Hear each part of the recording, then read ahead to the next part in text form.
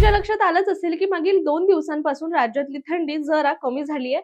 शिवाय दिवसभरात ढगाळ वातावरण सुद्धा पाहायला मिळतं. मात्र याचमुळे आता हवामान विभागाने राज्यात काही भागांमध्ये पावसाचा इशारा वर्तवलेला आहे.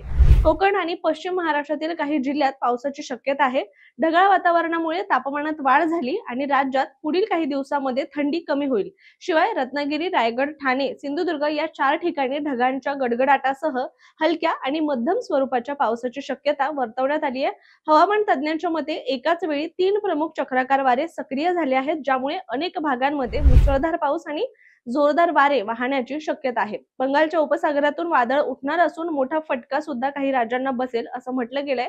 याशिवाय दक्षिण भारतातील तमिळनाडू, केरळ आणि अंदमान निकोबार बेटांवर पुढचे काही 3 ते 4 दिवस पाऊस पडू शकतो.